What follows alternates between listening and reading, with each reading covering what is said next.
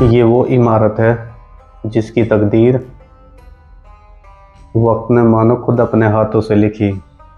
पुराने हिंदुस्तान को आज का हिंदुस्तान बनने में जितने ज़माने लगे और जो जो कहानियाँ गढ़ी गई, दिल्ली का ये लाल किला उनका एक गवाह बना। पिछली 4 सदियों में इस इमारत ने इतिहास को मानो कितनी मर्तबा करवटें बदलते हुए देखा। इस इमारत ने गुजरते हुए दौर देखे हैं, बदलते ज़माने देखे हैं। वो हुकूमतें जिनकी बादशाहत जिनकी कभी पूरे हिंदुस्तान पर थी, उन हुकूमतों को पल में नेस्त और नाबूद होते हुए देखा है। दिल्ली के लाल किले का जो नाम लाल किला है, वो नाम इस किले की लाल पत्थर से बनी इस दीवार की वजह से पड़ा है। और ये नाम शायद 19वीं सदी में अंग्रेज़ों के ज़माने से पड़ा है।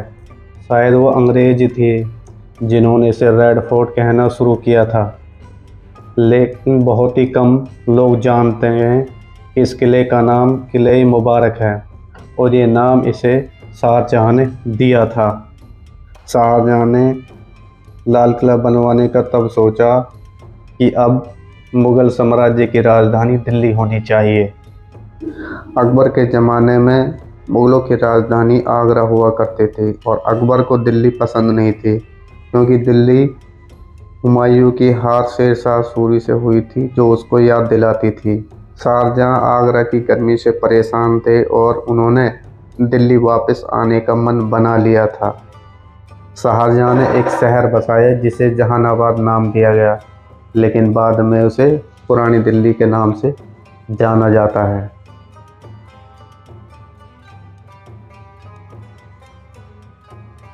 सोलह 1648 में लाल किला बनकर कंप्लीट हो गया था, लेकिन उस वक्त शाहजहाँ काबुल में थे। जब उन्हें ये खबर दी गई तो शाहजहाँ फ़ौरन काबुल से दिल्ली आ गए। लाल किले के 2 मुख्य द्वार हैं, लाहौरी दरवाज़ा और दिल्ली दरवाज़ा। दिल्ली दरवाजे के ज़रिए ही शाहजहाँ नमाज़ पढ़ने के लिए जुमा मस्जिद जाया करते थे, लेकिन बाद में औरंगज़ेब ने किले के अंदर ही एक मस्जिद बनवा दी। उस मस्जिद का नाम है मोती मस्जिद और उसकी रानियां और बेगमें यहीं इबादत किया करती थी। दिल्ली दरवाज़ा तो अब आम जनता के लिए बंद है। सिर्फ लोग बाग अब लाहौरी दरवाजे से ही किले के अंदर जा सकते हैं। मुग़लों के समय 3 शहर ऐतिहासिक थे, लाहौर, दिल्ली और आगरा। लाहौरी दरवाजे के सामने औरंगज़ेब ने एक दीवार बनवा दी, जिसे घूंघट वाली दीवार कहते हैं। और इसी दरवाजे के सामने है चांदनी चौक। चांदनी चौक से दीवाने आम नज़र आ जाया करता था। चांदनी चौक पर जो लोग बाग चला करते थे, उनको अदब के साथ चांदनी चौक पर चलना पड़ता था, क्योंकि वहाँ से दीवाने आम नज़र आता था और दीवाने आम राजा की बैठने की एक ख़ास जगह थी।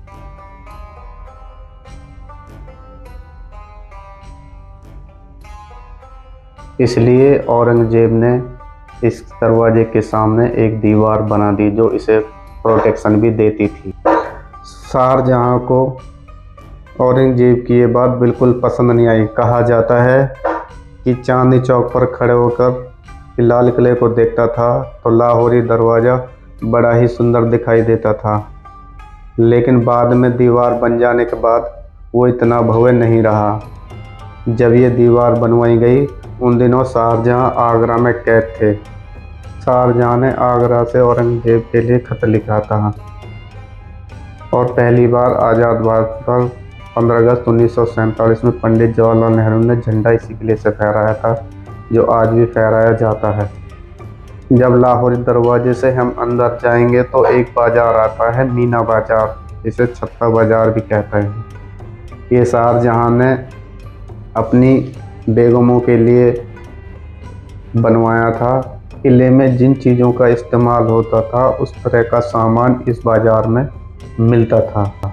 जब अरब और फारस से व्यापारी अपना सामान लेकर मीना बाज़ार आते थे, जिसे वो बादशाहों की शहजादी और बेगमों को बेचते थे। अच्छी बात यह है कि 300-400 साल बाद भी ये बाज़ार उन्हीं रंगीनियों के साथ जिंदा है और आज भी लोग यहाँ से तरह तरह के सामान खरीद कर ले जाते हैं। और आज भी ये बहुत ही खूबसूरत बाज़ार है और इस बाज़ार को शाहजहाँ पेशावर में देखकर आए थे और ये पूरा बाज़ार ही कवर्ड है। इस बाज़ार को ख़त्म होने के बाद ही आता है सामने नौबत खाना। नौबत खाने के ऊपर की मंजिल पर म्यूजिशियन बैठा करते थे और यहाँ दिन भर 5 बार नौबत बजाई जाती थी। अलग अलग वक्त को बतलाने के लिए बजाई जाती। नौबत खाने में बादशाह के आने पर भी नौबत बजा करती थी। नौबत खाने के सामने पड़ता है दीवाने आम, जिसमें आम जनता की सुनवाई होती थी, जिसमें आम जनता अपनी फरियाद लेकर जाती थी।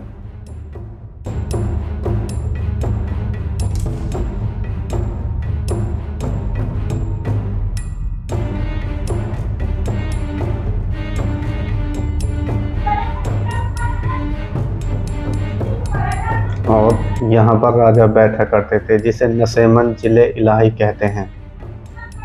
और ये बहुत ही खूबसूरत बना हुआ है। नीचे तख्त है जिस पर उसके मंत्री बैठा करते थे और इसमें हीरे जवाहरात जड़े हुए थे। पीछे इसके अंदर बहुत ही खूबसूरत कलाकृति बनाई गई है, बहुत ही सुंदर है। इसके बाद आता है दीवाने खास, जो राजा और उसके मंत्रियों के लिए खास होती थी, यानी कि पार्लियामेंट। दीवाने खास जिसमें राजा अपने मंत्रियों के साथ बैठा करते थे और इसी के अंदर तख्ते ताऊस, हीरे मोतियों से जड़ा ये सिंहासन है, जिसमें डायमंड हीरे जड़े हुए थे और राजा यहाँ अपने मंत्रियों के साथ बातचीत किया करते थे।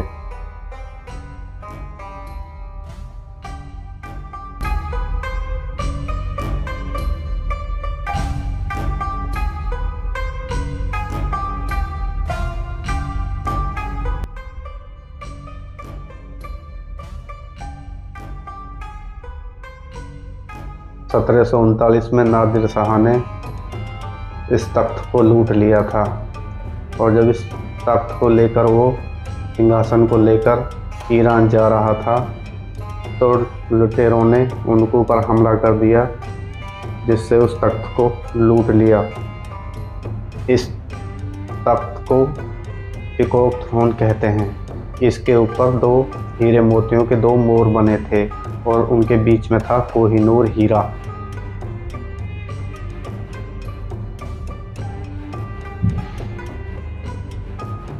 और उन लुटेरों ने उस तख्त के 3 टुकड़े कर दिए। दीवाने खास की छत को सोने और चांदी से बनाया गया था, लेकिन बाद में उस चांदी और सोने से बनी हुई छत को उतार लिया था और उसके निशान आज भी देखे जा सकते हैं।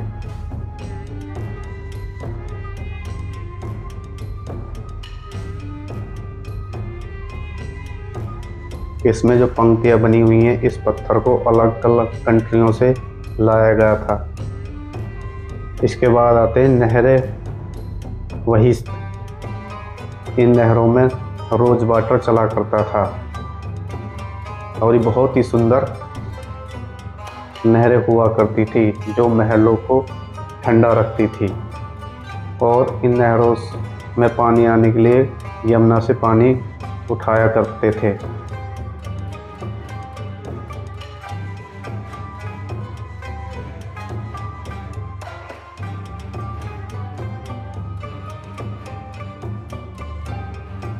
बहुत ही सुंदर ये नहरें थी, इसे नहरें बहीस्त कहा जाता है। अगर इस किले के अंदर सबसे खूबसूरत जगह थी, वो थी नहरें बहीस्त। इस किले में एक महल था, मुमताज़ महल, लेकिन मुमताज़ की मृत्यु बहुत समय पहले हो गई थी और ये महल शाही परिवार और बादशाहों के लिए था। इसमें कोई और नहीं आ सकता था, खाली ये राजा और उनके परिवार के लिए था। बहुत ही सुंदर हैं। इसके भी दीवारों को सोने चांदी से बनाया गया था, लेकिन बाद में इनको उतार लिया गया और इस महल को जेल खाने में तब्दील कर दिया था अंग्रेज़ों ने। आप देख सकते हैं इसे, बहुत ही खूबसूरत ये महल है। इस महल को शाहजहां ने अपनी बेगम मुमताज़ के नाम बनवाया था। इस किले के अंदर एक खूबसूरत बाग था जिसका नाम था हयात बख्श बाग। इसका मतलब होता है ज़िंदगी देने वाला बाग, जो बहुत ही सुंदर बाग होता था और ये बहुत ही खूबसूरत है। इस लाल किले के बीचों बीच ये स्थित है। बहुत ही सुंदर बाग है। उसके बाद आता हीरा महल। ये एक मंडप है। हीरा महल के बराबर है नहर बहिश्त। एक दूसरी तरफ था, ये दूसरी तरफ है। इसमें नहरा चला करती थी और बहुत ही ठंडा रहता था उस टाइम। इसी के साथ है शाह बुर्ज। ये एक विशाल बुर्ज है, लेकिन फ़िलहाल इसको देखने के लिए बंद कर दिया गया है। बहुत ही सुंदर है। इसके बाद आता है आमने सामने दो मंडप, सावन और भादु।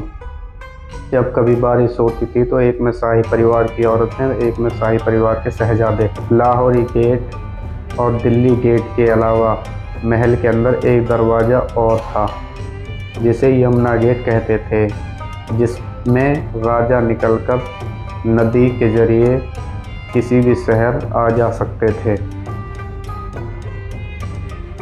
लाल किले की इमारत को देखकर यूनेस्को ने इसे वर्ल्ड हेरिटेज साइट 2007 में घोषित किया था। ये बहुत ही विशाल इमारत है। लाल किले के साथ एक किला और है जिसे सलीमगढ़ का किला कहा जाता है, जिसे शेर शाह सूरी के बेटे सलीम शाह सूरी ने 1546 में बनवाया था, जो इन दोनों किलों को एक पुल के जरिए जोड़ता है, लेकिन फ़िलहाल ये बंद है।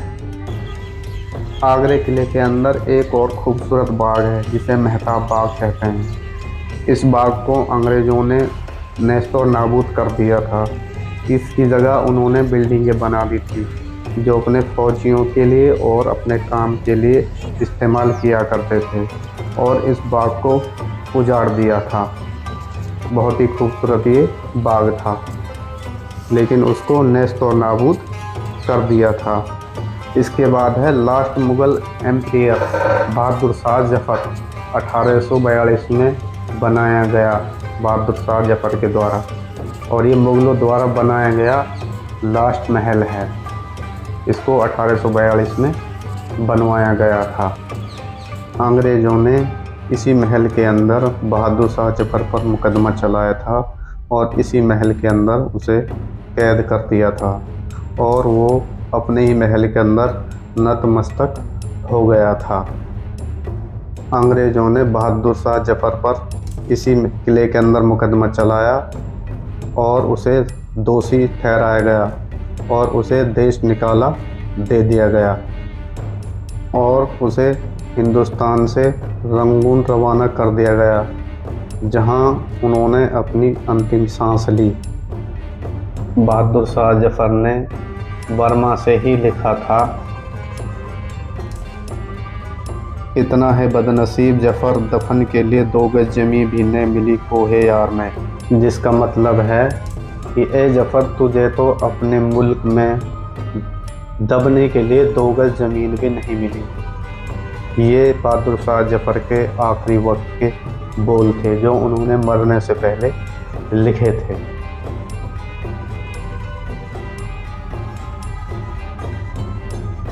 लाल किले ने मुग़ल सल्तनत के चमकते हुए सूरज को भी देखा है और अस्त हुए सूरज को भी लाल किले ने देखा है। दोस्तों, अगर ये वीडियो आपको पसंद आए तो चैनल को लाइक करें, शेयर करें और सब्सक्राइब करना ना भूलें। अल्लाह हाफ़िज़। अपना ख्याल रखिएगा।